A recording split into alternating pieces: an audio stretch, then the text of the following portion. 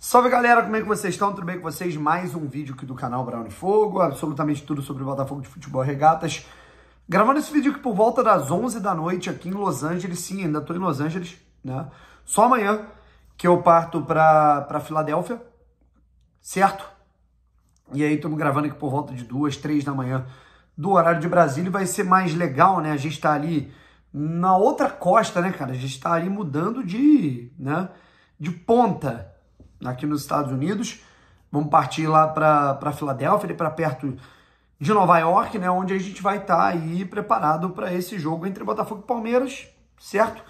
E a gente vai estar ali a 1 hora, né? O fuso horário aqui é 4 horas a menos que no Brasil. E a gente vai estar 1 hora a menos que no Brasil. Então vai ser bem mais de boa para a gente postar os vídeos, se comunicar, né? Questão do fuso horário. Enfim, temos algumas novidades aqui para trocar ideia com vocês. Se inscreve aqui no canal, deixa seu like, ativa o sininho para você não perder nenhuma novidade. E a gente fala aí sobre as situações que estão acontecendo, beleza? Bom, antes da gente falar aí um pouco sobre as oitavas de final, né, da Copa do Mundo de Clubes, a gente vai, né, matando aqui os assuntos. O primeiro assunto é o do John, né, que parece que ele está sendo sondado pelo futebol inglês, né, com a boa Copa do Mundo de Clubes que ele está fazendo. O Manchester United, né, tá cobiçando a contratação de um novo goleiro. O Onana não deve continuar por lá. Muito se fala, né, na contratação do Diogo Costa, né, que é o goleiro do Porto. O Rubem Amorim, que é um técnico português, tá de olho no mercado português e tá de olho no mercado brasileiro também. Conhece muito futebol por aqui. E o John, né, seria um dos cobiçados para assumir o gol do Manchester United, tá? Mas, assim, a gente não tem mais detalhes, né? Mas parece que é uma sondagem apenas, né? Não temos muito mais informações sobre isso.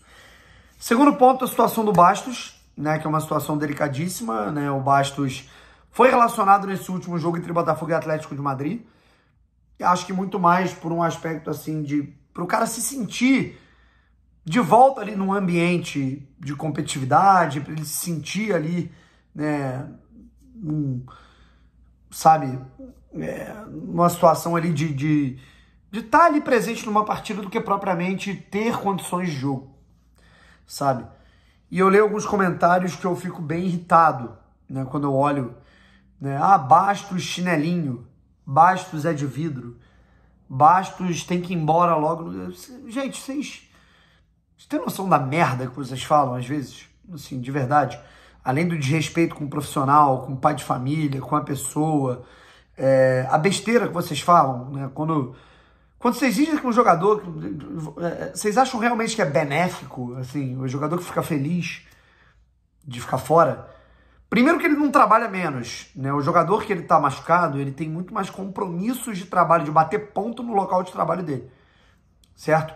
O jogador, quando ele joga, ele treina, joga, descansa, fica com a família e tal, e depois vai e treina de novo. O jogador, quando ele tá machucado, ele não tem folga. O jogador, quando ele tá lesionado, ele não treina, não joga, mas ele tá todo santo dia no departamento médico. Ele tem que largar a casa dele, a família dele, os compromissos pessoais dele, para ir todos os dias, de manhã, de tarde, e tá lá no clube fazendo a recuperação, a regeneração, a fisioterapia, certo? A musculação, a transição. Então o cara trabalha mais, sabe? Segundo, é culpa dele, que ele teve uma lesão na coxa, depois ele foi colocado assim, pela falta de planejamento do Botafogo, ele é colocado num jogo em Moça Bonita contra o Nova Iguaçu, né? A culpa dessa porra é John Textor, tá? John Textor, pela falta de planejamento no início do ano, e Carlos Leiria, que escalou o Bastos voltando de lesão naquele pasto num jogo sem a menor necessidade, certo? E aí ele tem essa lesão grave no joelho, que ele não tá, assim, não sei até que ponto teria sido melhor ele fazer a cirurgia, mas é aquilo, cara, né? Eu não tenho dúvida de que quando o Bastos voltar, ele vai colaborar, ele vai contribuir, ele vai ajudar. Gente, vocês não podem ter memória curta, cara. Vocês não podem ter memória curta. O que o Bastos jogou no ano passado é uma barbaridade. O Bastos tá na história do Botafogo. o Bastos, ele faz parte do time dos sonhos das nossas vidas, da nossa geração. Certo? John, Vitinho, Bastos, Barbosa, Alex Telles, Marlon Freitas, Gregory, Almada, Luiz Henrique, Igor Jesus, Savarino. Então nunca se esqueçam disso, tá? Antes de falar aqui sobre as oitavas de final, a situação do Lyon, que a gente não comentou ainda, né? O Lyon, nesse momento, está rebaixado para a segunda divisão francesa por não respeitar as normas de fair play financeiro da Ligue 1.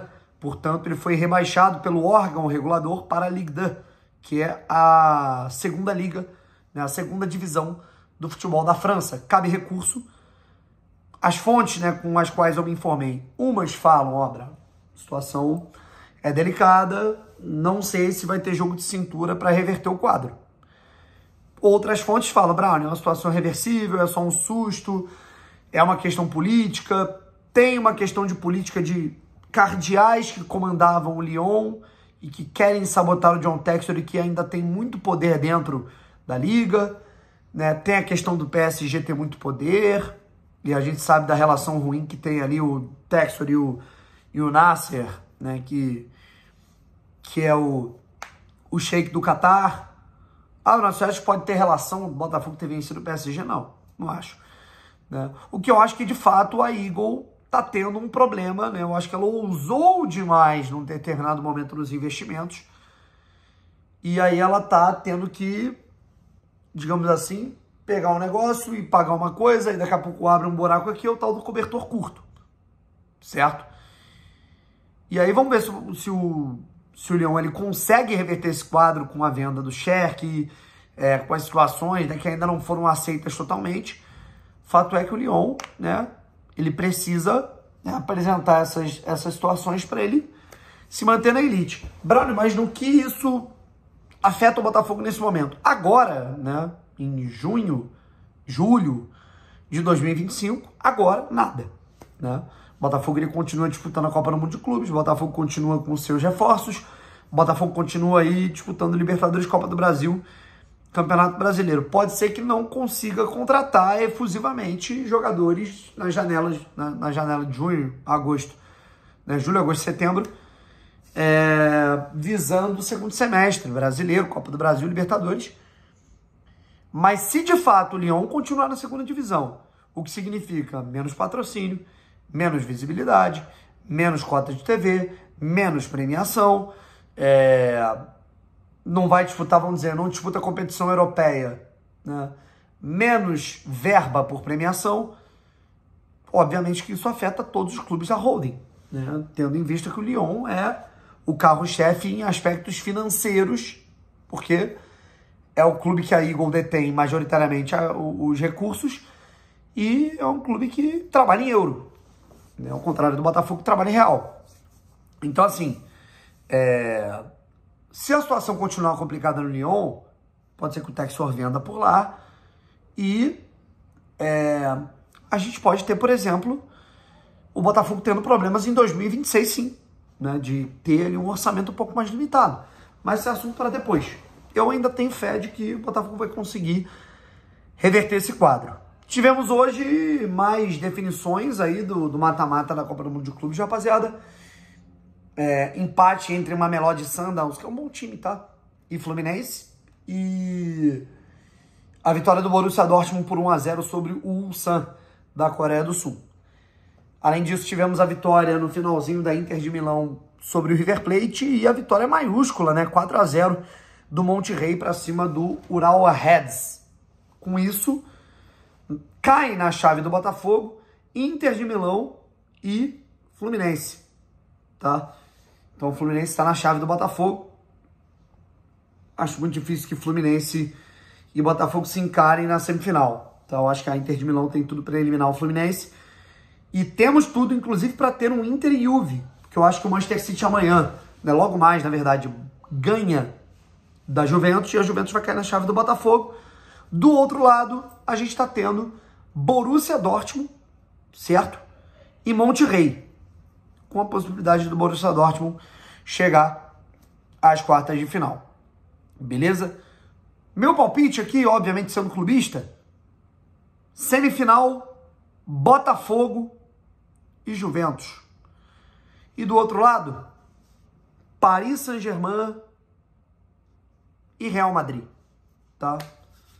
Beleza? Vamos nesse palpite. Um abraço, tamo junto e fui.